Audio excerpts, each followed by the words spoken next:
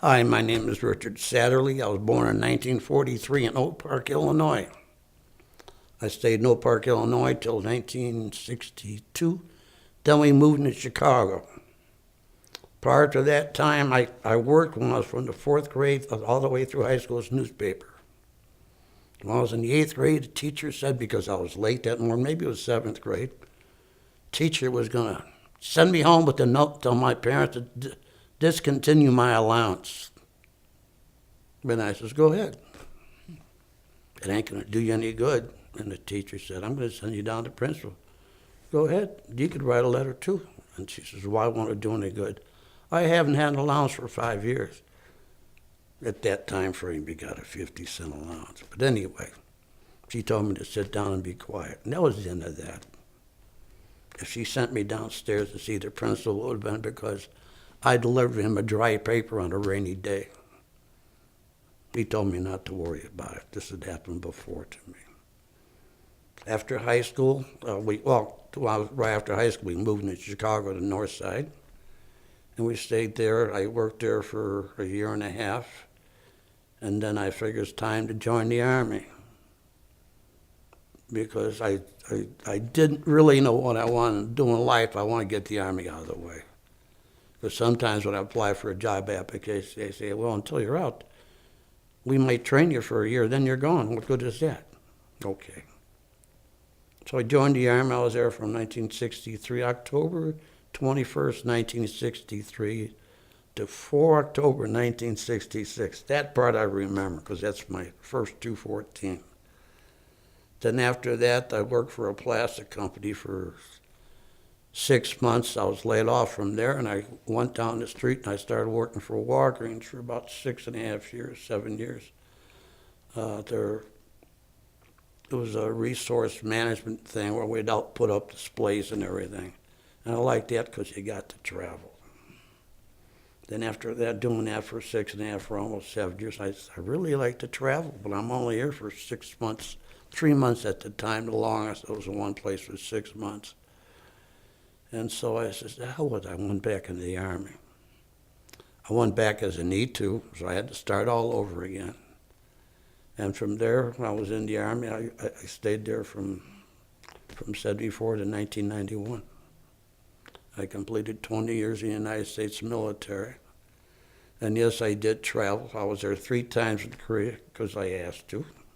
The first time they sent me there in 65. I tried to go to Vietnam.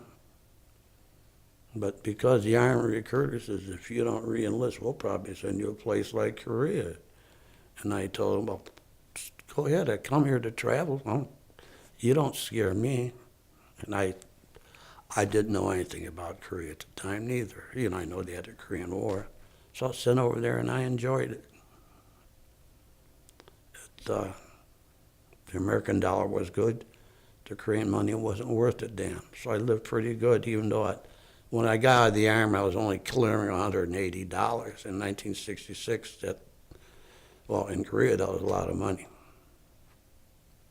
So I enjoyed it, but I was out basically 8 years and came back in the Army. What was your unit and division? Oh, I don't know the division. I was a personal. While you were in Korea? Well, in Korea, I was over as a personal service company detachment. Originally, I worked for the 43rd Surgical Hospital. And then they consolidated us, and I moved to Camp Red Cloud, which is a couple of miles away. And it was a personal service detachment. And I was there for 2 years, about a year and a half, and then I came back to the United States. And no, that was in 65. I was there a little over a year in 65. And where were you stationed in Korea? I was Camp Moser was the first place I was stationed at with their personnel detachment. And then that's where the 43rd Medical Hospital was at. And then I went to Camp Moser. At that time was headquarters Wee Jambu, or headquarters I Corps, Wee Jambu. And that was in 1965 and 1966. In 1974, I went back to Camp Red Cloud again, of all places, which was in Wee Jambu. and I worked for headquarters I-Corps, Rock U.S. Group. And it was,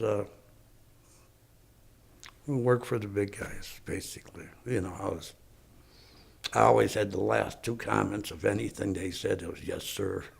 And that was it, you know. Low man totem pole, we had a 3-star U.S. officer there, a 2-star Korean officer, a 1-star Korean division artillery officer. Lieutenant Colonel was actually an artillery officer, but he was just the Army Chief of Staff, which was a 1-star general. There was about 25 people in the building. If they had good time and bad time. But I think that's when they had the coup in 65. Or anyway, all I knew is the students were rioting because the president of Korea, Park Chung-hee, wanted to trade with Japan. And the Koreans hated the Japanese since 1904 when they came over there. When I was over there in 65 and 66, I was making up to, when I got out, I think I was almost making $180, which was probably like 5 times what an average Korean would make. So, you know, $20 is an awful lot of money over there. Each of us had houseboys that cleans our uniforms and everything. And they were getting about $50 a month. And then we found out through the newspaper they were actually making more money than college graduates were making. They wanted a pay raise. They wanted to boycott us. They put a sign out, boycott, and so there's one guy, I can't remember his name, Abrams, I'm not too sure. He put a sign out, job openings, apply for houseboy. And he put a sign out there, and right that brought the guys from striking.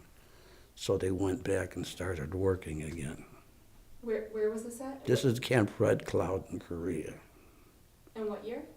It was probably in 1965 or first part of 1966. At that time, we could see Korean women help build a road. They'd take boxes of rock on like a little knapsack thing and help build a road out front there. And I think that's when they had the Chamizal New Village movement. I'm not too sure. That might have been maybe afterwards. But they were trying to build up everything. Most of the good roads in Korea, the military, United States military, they call it MSR, it's a major supply route. Anyway, military supply routes. And then they gave them over to the Koreans so they could use them as highways and everything. That's the only way anything could get done over there. The second year I was there, they killed two workers in the military zone where they had to chop down a tree. And we're on alert for about 2 weeks. They had 2 military officers. They were going to cut down a tree. They told North Korea they were going to cut down the tree because it stopped their view of Freedom Bridge that came from North Korea to South Korea. Anyway, they went there to cut down the tree. The North Koreans reacted and killed their 2 American soldiers in charge of the Korean, I don't know if it was engineers or civilian workers there. They killed the 2 Americans. And then a month later, after we called some B-52s from Guam and everything else, everybody's on alert for 2 weeks. We're wearing our web gear, gas mask and everything. They chopped down the tree. We thought we were going to go to war then, but we didn't. In 75 and 74, that was probably, I guess, 75 and 80 or 81 when I went back there. 77 and part of 78 at Fort Carson, Colorado. And I went back to Korea and I put in another request for it. In 81, I was in the 501st MI group. And I was there when President Park Chung-hee got assassinated by one of his own people there he helped promote.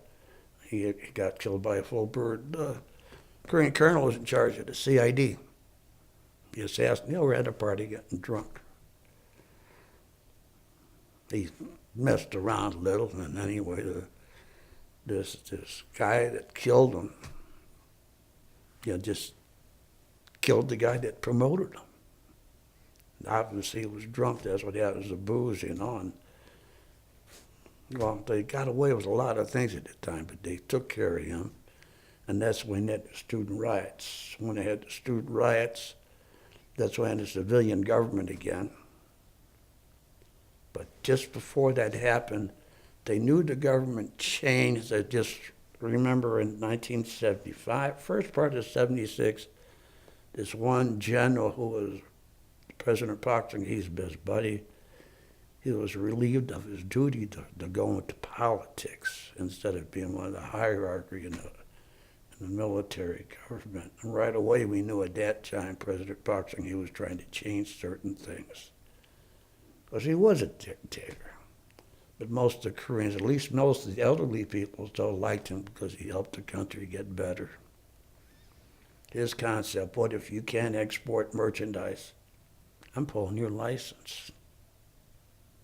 And so he made sure they exported, because without export, because they don't have really any natural resources like North Korea. They didn't have electric, they didn't have a lot of coal and everything, and their only export was the finished product. And he helped to make that, which helped out the country.